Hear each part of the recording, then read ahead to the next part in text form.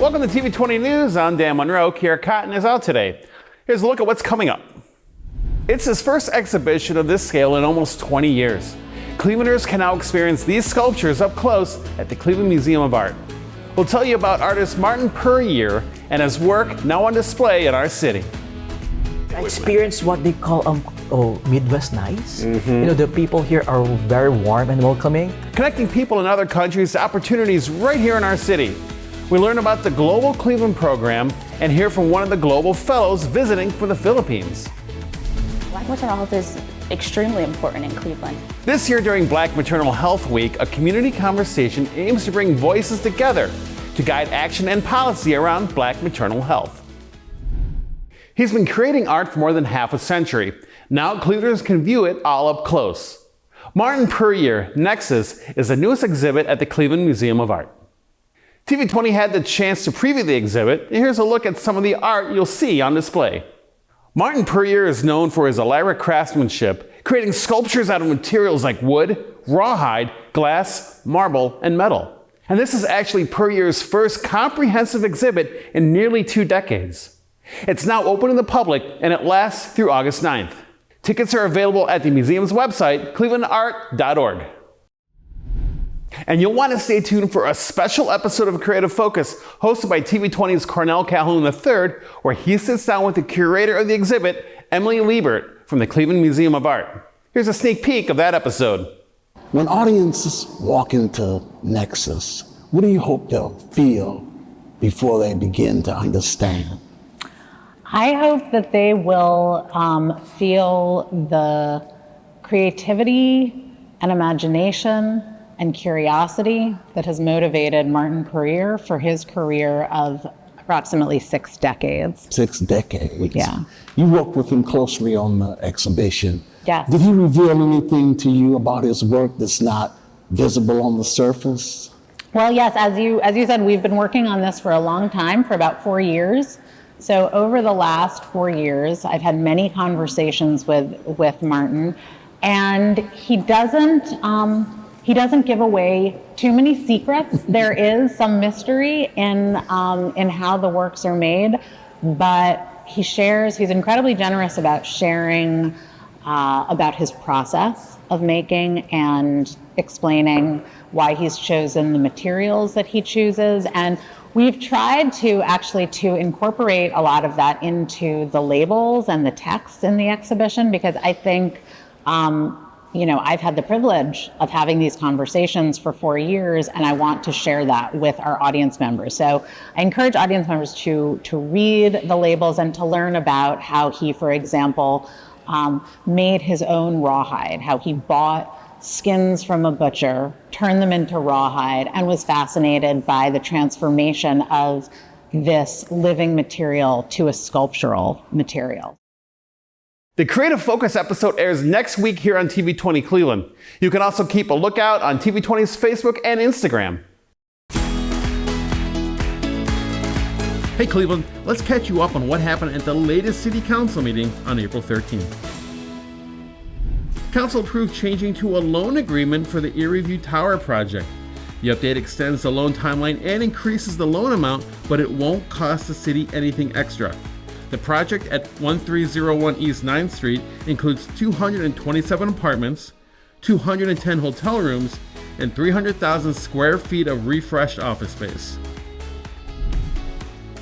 Council kicked off the celebration of Black Maternal Health Week from April 11th to April 17th by honoring new voices for reproductive justice. This year's theme is Rooted in Justice and Joy, honoring the power of a collective movement committed to nurturing thriving families and shaping a liberated future grounded in justice, healing, and joy.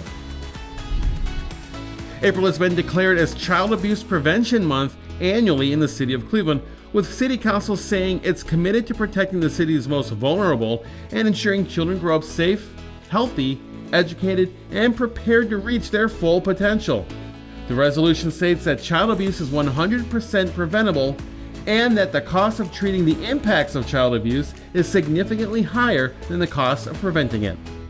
That's your Cleveland City Council wrap for this week. Stay tuned to TV20 for more updates on how council decisions shape our city. I joined St. Patrick's Day Parade during a blizzard, and there was this meteor on that day, there was a right? meteor that blew up, So yes, welcome yes. to Cleveland! It's a program that connects people from around the world to opportunities right here in Cleveland. Next, we meet with one of the fellows here with Global Cleveland.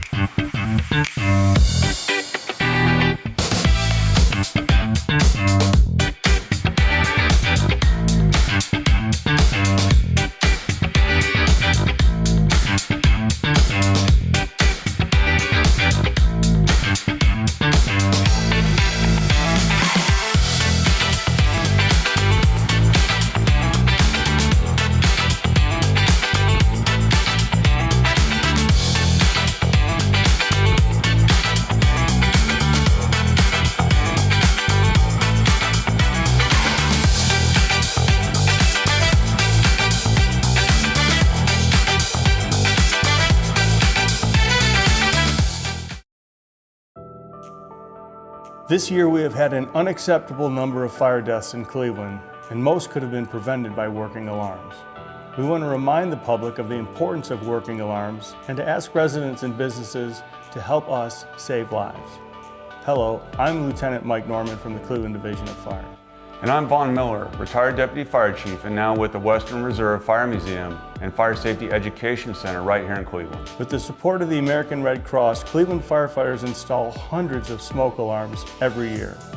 Residents can receive free smoke alarms by calling 216-361-5535.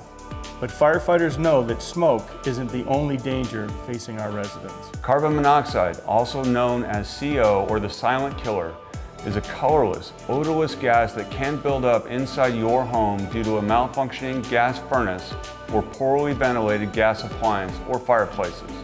If undetected, too much carbon monoxide in an occupied space can be fatal. The best way to protect your family from carbon monoxide poisoning is to have a working CO alarm installed within the home. That's why Cleveland Fire is partnering with the Fire Museum to make combination CO smoke alarms available to Cleveland residents, but we need your help. The Fire Museum is collecting tax-deductible donations to purchase combination CO smoke alarms to be installed by Cleveland firefighters across the city. If you or your company wish to donate, please visit our website, www.wrfmc.com, or call 216-664-6626 for more information. Cleveland Fire wants to thank the Fire Museum for their partnership and thank you for your support in making Cleveland safer for everyone.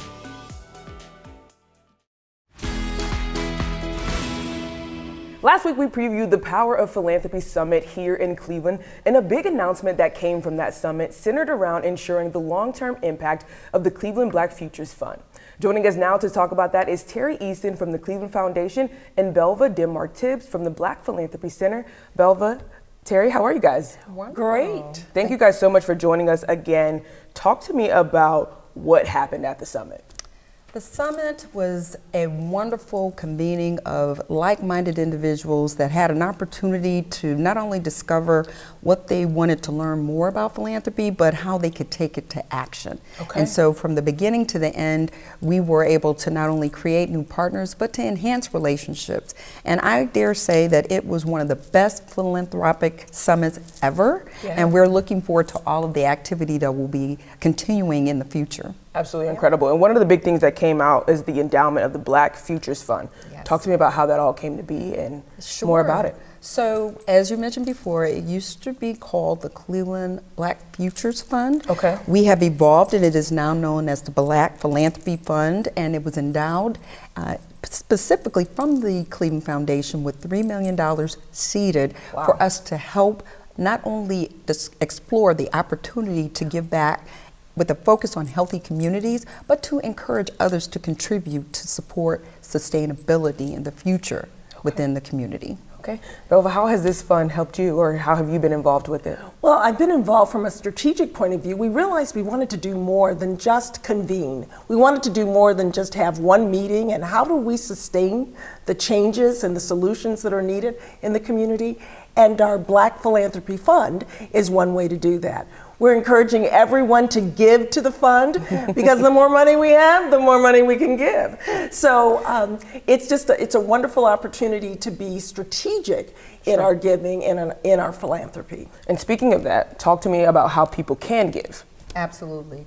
There is an opportunity to contribute specifically to this Affinity Fund, regardless of the amount. They can go directly to our website and look for the Affinity Fund as an opportunity to contribute. Okay. And just know that after the summit, we announced that we had applications opened for any nonprofit 501c3 who is looking at focusing in the areas. The target areas, again, the overall umbrella is healthy communities, but we're also looking at opportunity access, economic investment and wealth building, and of course, physical and mental health. So the thing that we want folks to know is that I'm sure if you are interested in these areas as we are, contribute, help us advance this mission and help us to support those organizations that we're passionate about. Absolutely incredible. Thank you so much for sharing that. I guess we'll round out with one final question, but what do you say, what is the importance of philanthropic efforts? Why should people at home give? Well, everybody in the Black community has been giving some way. Most people give during, for the church, or they help a neighbor, or things of that sort. What the Cleveland Foundation is able to do through the Black Philanthropy Center and our Black Philanthropy Fund is to give people a systematic way of giving. We can leverage the $50, the $100 gifts through investments and a variety of other things to truly make an impact. We're talking about moving from one-time giving to systematic giving. Okay. We're talking about image or impact over image. And those things that we're able to do together through the Cleveland Foundation and the Black Philanthropy Fund are much greater than what you can do as one individual, or at least for most of us. Yes, absolutely incredible. Terri, as we wrap up here, anything that you would like to share that I didn't ask you about this incredible endowment? Just know that the Cleveland Foundation, and particularly the Black Philanthropy Center, looks forward to serving as a resource and a philanthropic partner. And if anyone has questions about what that on-ramp looks like, please contact us. It will be our honor, our privilege to serve as that philanthropic partner to help them navigate to the next step of their philanthropy. Absolutely incredible. Belva Denmark Tibbs with the Black Philanthropy Center and Terri Eason with the Cleveland Foundation. Thank you both so much. Thank you. My pleasure. Thank you. Earth Day is coming up. If you're looking for a way to celebrate while also learning about how to keep your community clean, here's an opportunity for the whole family.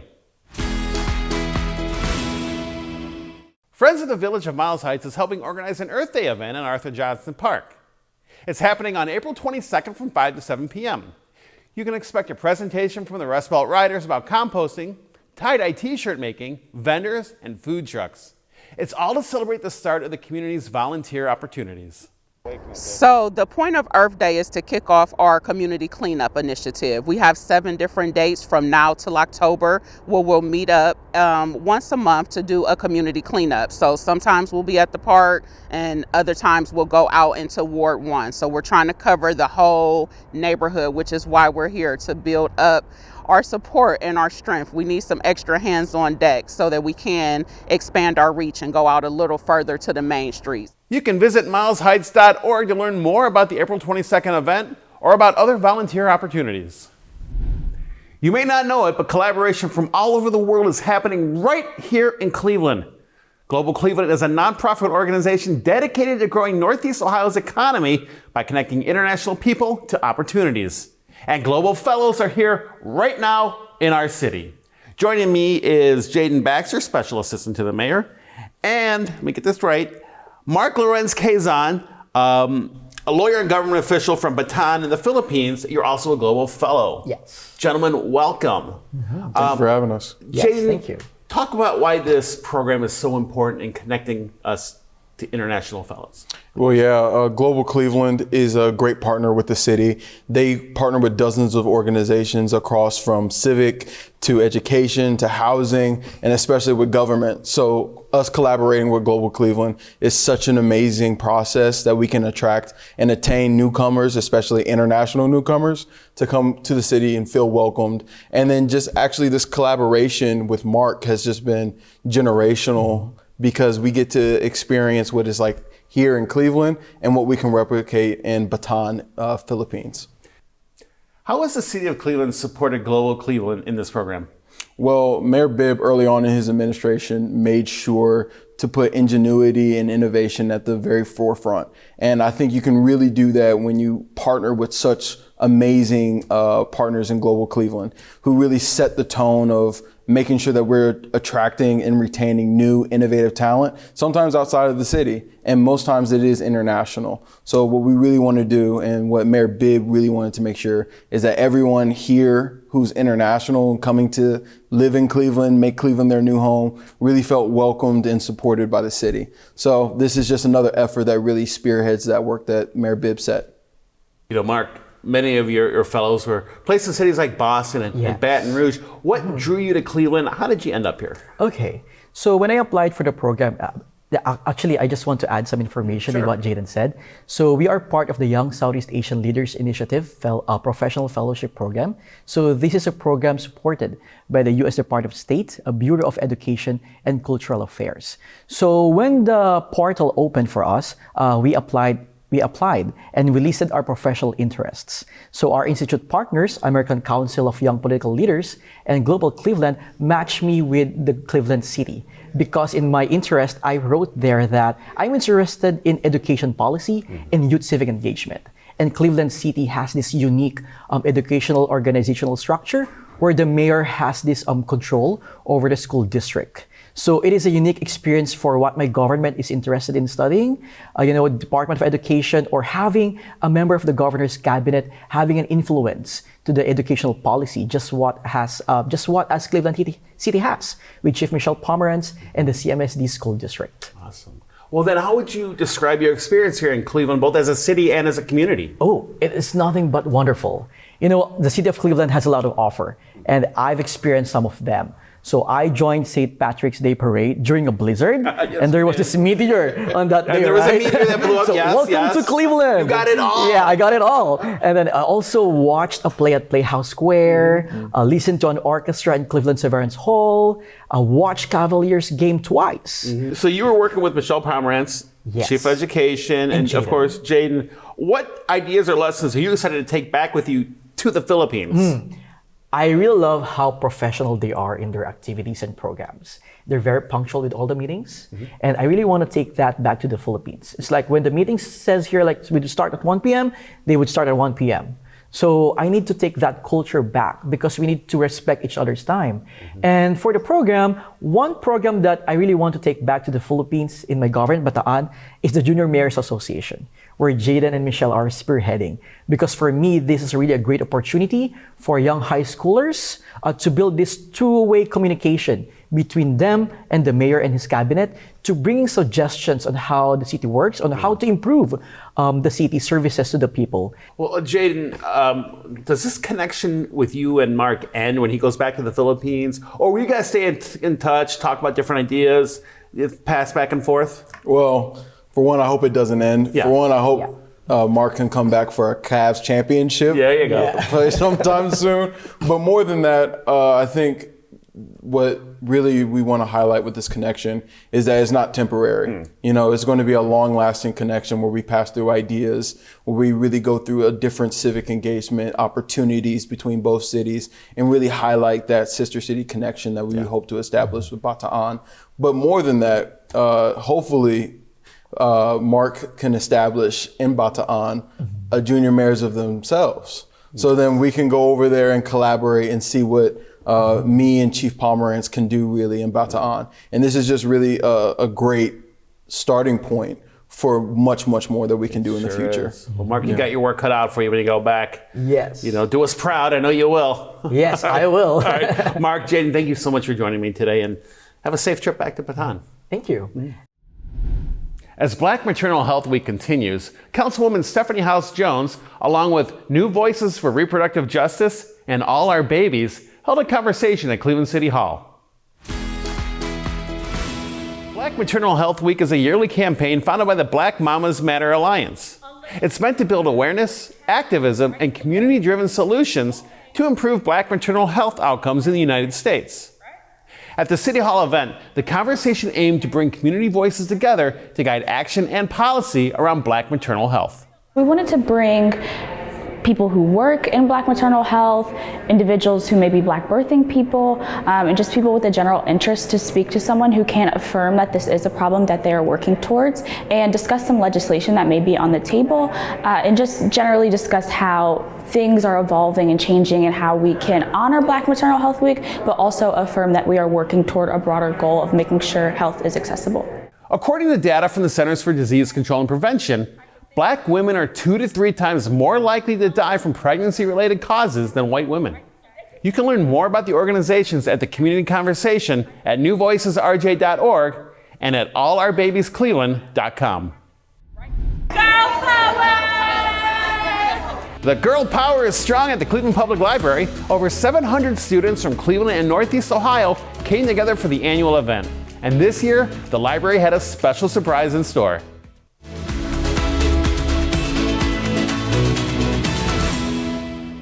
We are Cleveland. We are Cleveland! We are Cleveland.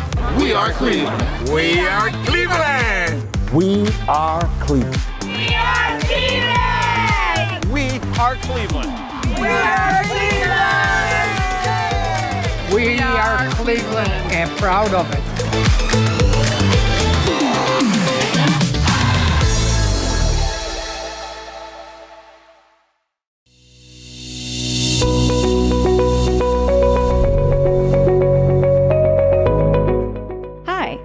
Kate Connor-Morin, the director of Cleveland 311. One of the great things about Clevelanders is that we take pride in our city. Letting the city know about problems is one simple way to look out for your neighborhood. When you see something that needs attention, for example, a pothole, a missed trash pickup, graffiti in a city park, or problems with a building in your neighborhood, there's one easy number to remember. 311 is your connection to city services, the City of Cleveland's central, non-emergency hotline and website that provides easy access to city services and information. Whether you live here, work here, or are just visiting, our goal is to make it easier for you to report non-emergency issues either online or by phone. You can dial 311 or visit us online at clevelandohio.gov/311, and we'll make sure your request gets on the right path. If you submit your request online, you can create an account and track the status of your requests. This is your city, and with 311, you can help make Cleveland better for all of us.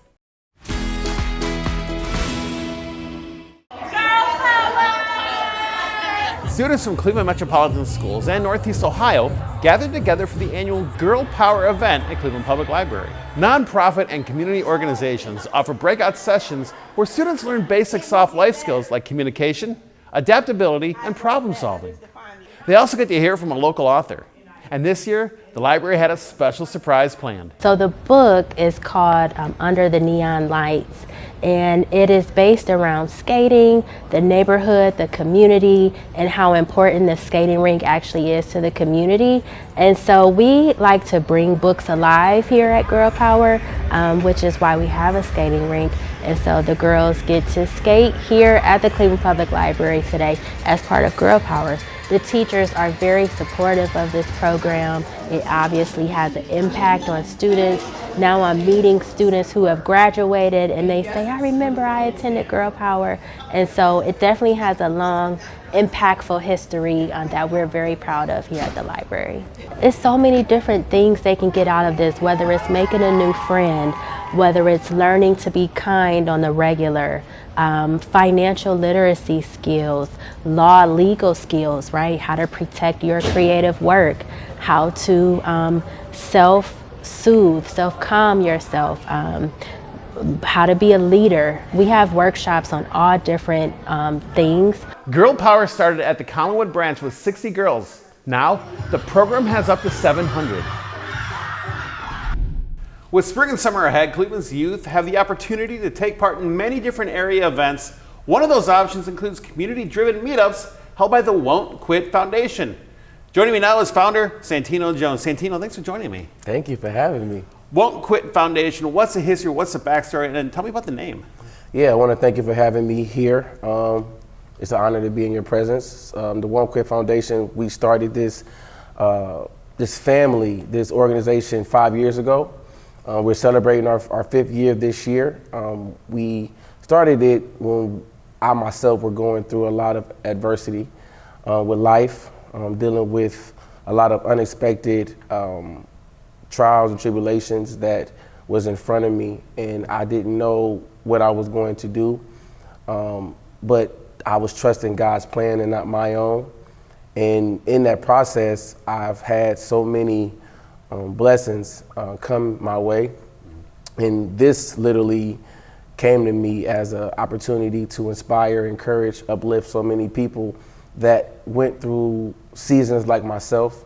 And that could be a mental season, that can be a depressional season, that could be finances. It could just be anything that a person went through.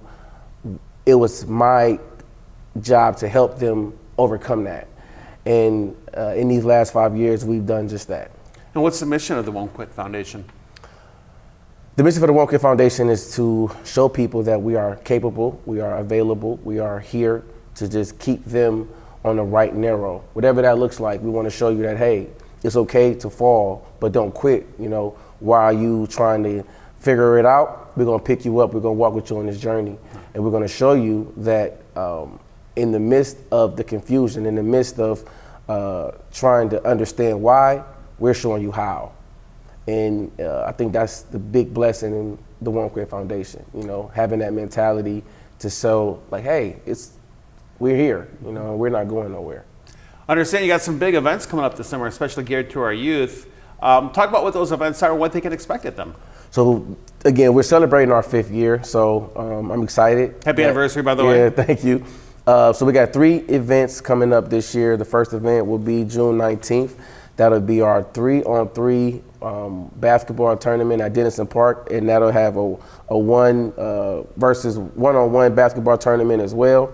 That will be from 12 to 5, and then June 20th we'll have our kickball, volleyball tournament. That is our main event on Saturday, because we recognize people in the city of Cleveland and we give them awards, and we have guest speakers come out to showcase their testimonies of how their Won't Quit story made an impact in somebody else's life. So people come from different states and different places around the city to come to the big event on Saturday.